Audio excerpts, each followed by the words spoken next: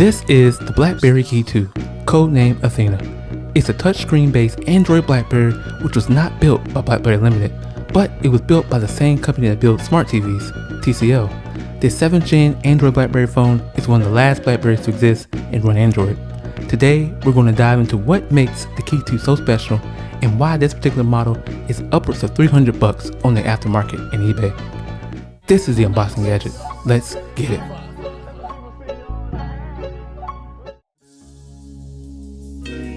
Okay, so here it is, the BlackBerry Key 2. It's kind of funny about the timing of this phone because when this phone came out, the writing was kind of on the wall.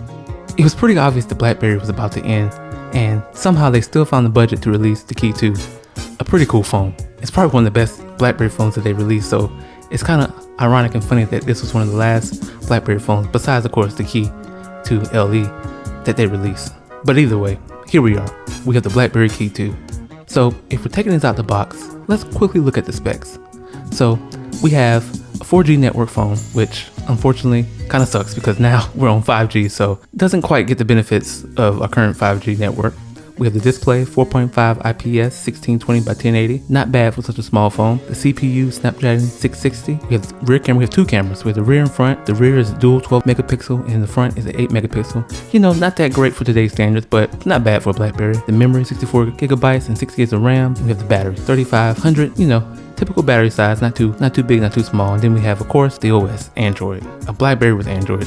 That's kind of what makes it special. Okay, so we got it out the box, and yeah, you can definitely feel it has some nice weight to it.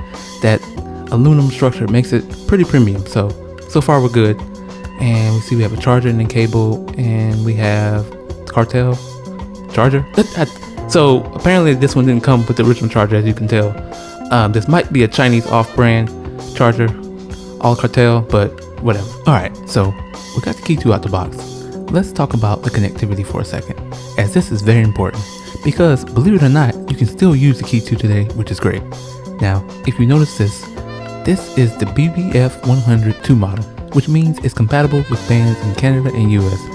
Now, from my understanding, there are 3 other models. There's BBF1, BBF4, and BBF6. This is very important because if you are deciding to daily the Key 2, you do need to make sure you have the right model or it might not work in your region. And there is a dual SIM variant, which is a BBF6, which is nice. And I believe that one was introduced in India, but it has a dual SIM capability, so you do have that option. Now, I have mine working on T-Mobile and it's been working great.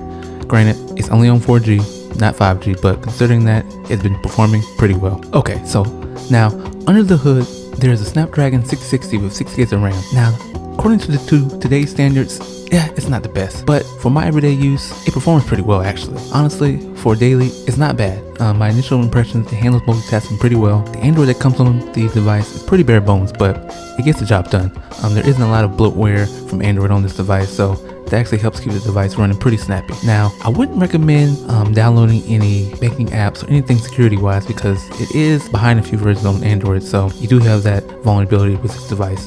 But if you keep it simple, you know, social media, some games, maybe Reddit or whatnot, it's pretty good. I do want to say this is not quite, you know, that 2024 phone that you would use to get everything done. It does have some caveats, so I just want to make sure you note that before using the Key 2. So, one of my favorite features on the Key 2 is the keyboard.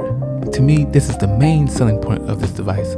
It feels comfortable in the hand, the keyboard shortcuts make jumping to apps a breeze, and the built-in fingerprint sensor is really a surprise, and it makes it pretty easy to log in. Now, as great as the keyboard is, there is one negative, the size. If you do have rather large hands, or you're just used to typing on the touchscreen, it will take a while to get used to, and sometimes I do find myself fat fingering some keys, but that satisfying click makes me forget all that, so the keyboard is definitely my favorite thing about the Key 2. Alright, so there is one feature on the Key 2 which is just not good, and that's the camera. It just sucks. I mean, the camera is not good. It sucks big time.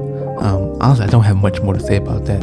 It's not even really worth talking about because honestly, you can use it to snap a quick picture, to recollect on a memory or something, but to use it to post on anything or send to one, I probably wouldn't recommend. I'll probably recommend, you know, using a newer phone for the camera, but I mean, it can get the job done just for a quick flick, but I wouldn't recommend using it as a daily for the camera.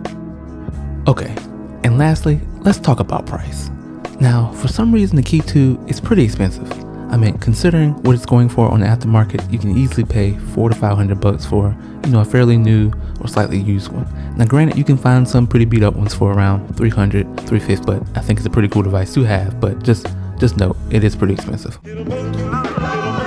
Okay, so should you buy the Key 2 in 2024? Well, maybe not. The physical keyboard, the smooth OS, the good build quality do make a pretty good design that's approachable with a nice twist, especially with that keyboard. However, it's not the best hardware up to today's standards. The screen is kind of small and the camera just sucks.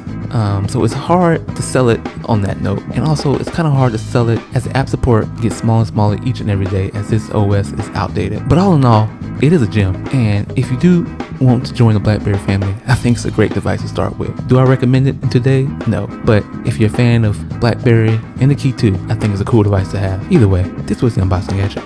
I'll catch you next time. Peace.